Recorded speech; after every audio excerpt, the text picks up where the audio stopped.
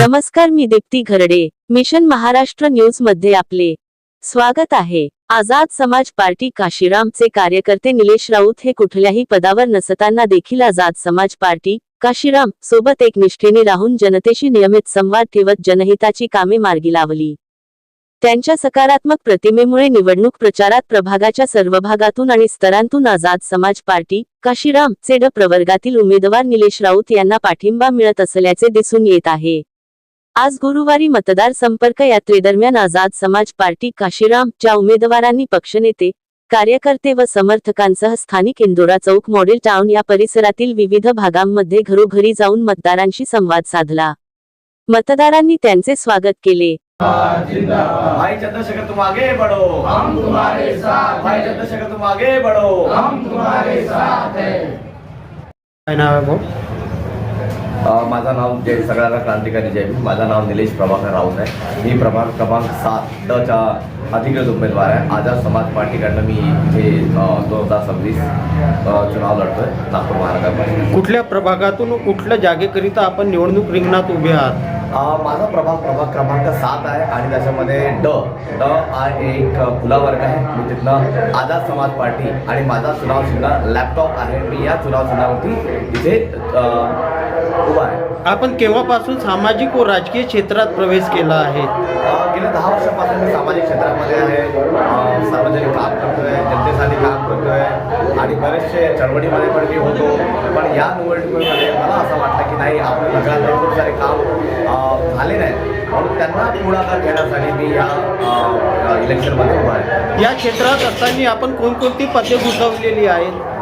सगळ्यात मोठा मुद्दा म्हणजे जे नागपूर महानगरपालिकेच्या शाळा आहेत, 1263 शाळा बंद पडलेल्या आहेत, त्या शाळांना परत ओपन करायचं आणि त्याच्यामध्ये ती फॅसिलिटी द्यायची जी दिल्ली पब्लिक स्कूल किंवा इतर इंटरनॅशनल पब्लिक स्कूलमध्ये राहते. Second, health. आपल्या प्रभागामध्ये तुम्ही बघत असाल कुठलाही एक दवाखाना आहे नाही जिथे नॉर्मल OPD होऊ शकतो. त्या OPD दवाखान्याला आपण परत ओपन करणार. Second, woman safety. आपल्याकडे एक सगळ्यात मोठा प्रश्न आहे वुमन सेफ्टीच्या. रात्री 10च्या नंतर आपल्या महिला जर का कुठे फिरायला गेल्या नगरामध्ये तर काहीतरी असामाजिक तत्व असे आहात जे त्या महिलांना छेडखानी करतात, असे आम्ही स्वतः बघितलेले आहे आणि आम्ही पोलिसांना पण नोंद केलेले आहे. तर वुमन सेफ्टी हा एक मोठा कन्सर्न आहे आणि त्याच्यावरती आम्ही जास्तीत जास्त जोर देणार आहे. पक्षाने आपणावर बहुत मोठी जिम्मेदारी दिली आहे आणि आपण ही जिम्मेदारी घेऊनही निवडणूक रिंगणात उतरलेले आहेत.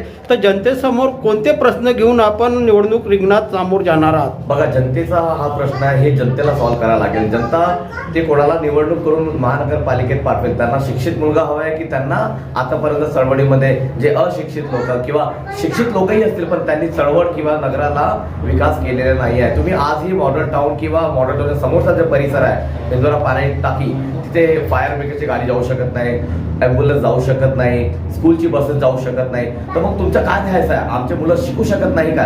इंटरनॅशनल शाळेमध्ये जाऊ शकत नाही का? आमच्या इथे बस येऊ शकत नाही का?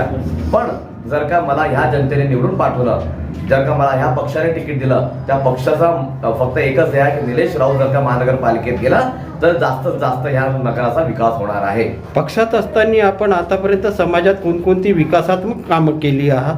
बघा, सगळ्यात मोठा विकासाचं काम म्हणजे जे आपले विहार आहेत ते फक्त विहार नाही. आज मॉडर्न टाउनचा तुम्ही विहार बघा, तो फक्त विहार नाही आहे. विहार प्लस हायटेक लायब्ररी आहे. त्या लायब्ररीमध्ये इंटरनेट, बाकी तुमचे AI इनेबल लॅपटॉप्स, बाकी न्यूजपेपर, लेटेस्ट मॅगझिन्स आपण सगळ्यात तिथे ठेवलेले आहे. तुम्ही जाऊन बघू शकता. तो एक आपला प्रयास आहे की आपले जे काही चळवळीमध्ये मुलं आहेत 10वी किंवा 12वी पास झालेले त्यांना एक चांगला मार्गदर्शन मिळालं. जनतेने आपल्यावर विश्वास दाखविला आणि नागपूर महानगरपालिकेमध्ये आपणास पाठवलं तर जनतेची प्रथम विकास कामे कोणती करणार? प्रथम विकास कामं म्हणजे जे शाळा बंद पडलेल्या आहेत. आज प्रायव्हेट शाळेची जी फीस आहे ते ₹1,00,000, ₹1.5 लाख, ₹2 लाख आहे.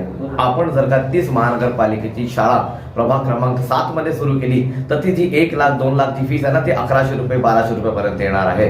म्हणजे लोकांचा जास्तीत जास्त पैसा तिथे वाचेल आणि त्यांना चांगली सुविधा मिळणार आहे. मतदारांना काय आव्हान करणार आपण? मतदारांना हेच आवाहन करणार की